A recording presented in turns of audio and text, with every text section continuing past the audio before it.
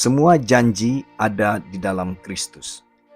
Kita tidak boleh membeda-bedakan janji-janji Allah kepada Abraham dengan mengatakan bahwa beberapa di antaranya bersifat sementara dan hanya untuk benih daging, dan yang lainnya bersifat rohani dan kekal.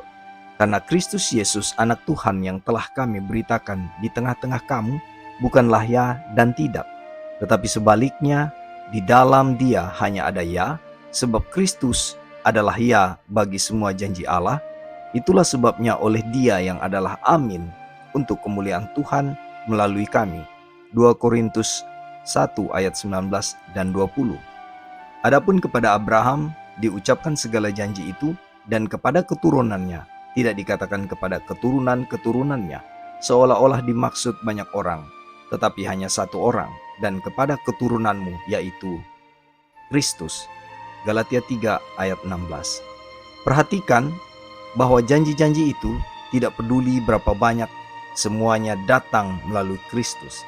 Perhatikan juga bahwa Rasul berbicara tentang Abraham dan bukan tentang Abram. Dia tidak mengatakan bahwa beberapa janji dibuat untuk Abram dan sebagian untuk Abraham. Dan poin ini masih lebih ditegaskan ketika kita membaca kata-kata Stefanus. Allah yang Maha Mulia telah menampakkan dirinya kepada bapa leluhur kita Abraham ketika ia masih di Mesopotamia, sebelum ia menetap di Haran.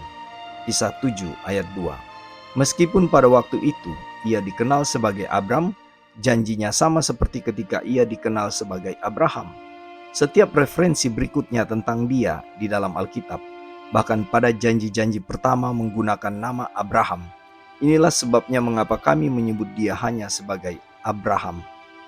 Juga harus diingat, jika ada kecenderungan untuk membuat perbedaan dalam janji-janji, membuat beberapa janji berlaku untuk benih daging dan sebagian untuk benih rohani, dan benih daging adalah anak-anak Ismail dan budak, dan bukan anak-anak Ishak yang berasal dari Ishak yang akan disebut keturunanmu, dan Ishak lahir dari roh. Benih Abraham adalah Kristus dan mereka yang menjadi miliknya melalui roh pengangkatan anak. Tuhan melanjutkan, setelah memberitahu Abraham tentang perubahan namanya, "Aku akan menetapkan perjanjian antara aku dan engkau serta keturunanmu, turun-temurun menjadi perjanjian yang kekal, supaya aku menjadi Allahmu dan Allah keturunanmu. Kepadamu dan kepada keturunanmu akan kuberikan negeri ini yang kau diami sebagai orang asing, yakni seluruh tanah Kanaan akan kuberikan menjadi milikmu untuk selama-lamanya, dan aku akan menjadi Allah mereka." Kejadian 17 ayat 7 dan 8. Inti dari perjanjian adalah tanah perjanjian, yaitu tanah Kanaan. Perjanjian kekal itu dibuat Tuhan dengan Dia. Ini adalah satu-satunya perjanjian yang kekal yang begitu sering dibicarakan dalam Alkitab. Perjanjian itu adalah melalui darah perjanjian yang kekal. Manusia jadikan sempurna dalam setiap pekerjaan yang baik untuk melakukan kehendak Allah. Selanjutnya, tanah yang dijanjikan dalam perjanjian kekal ini adalah tanah milik yang kekal bagi Abraham dan keturunannya. Abraham sendiri serta benihnya dijanjikan tanah untuk kepemilikan abadi, bukan warisan yang hanya menjadi milik keluarganya untuk selama-lamanya, tetapi baik Abraham maupun keturunannya bersama-sama akan memiliki untuk selamanya. Tetapi tanah bisa dimiliki untuk kepemilikan kekal hanya oleh mereka yang memiliki kehidupan kekal.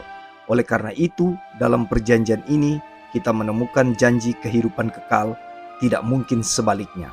Karena ketika perjanjian pertama kali dibuat, sebagaimana dicatat dalam pasal 15, Abraham diberitahukan bahwa dia harus mati sebelum tanah itu diberikan untuk dimilikinya. Dan Stefanus berkata bahwa Tuhan tidak memberinya apa-apa untuk menginjakkan kakinya. Itulah sebabnya perjanjian itu hanya bisa menjadi miliknya melalui kebangkitan. Dan ketika kebangkitan terjadi, maka tidak akan ada lagi kematian. Karena dalam sekejap mata, kita semua akan diubahkan kepada waktu bunyi nafiri yang terakhir. Sebab nafiri yang akan berbunyi dan orang-orang mati akan dibangkitkan dalam keadaan yang tidak dapat binasa, dan kita semua akan diubah. Karena yang dapat binasa ini harus mengenakan yang tidak dapat binasa, dan yang dapat mati ini harus mengenakan yang tidak dapat mati. 1 Korintus 15 ayat 52 dan 53. Dikutip dari buku Perjanjian Kekal, chapter 6 oleh A.J. Wagoner.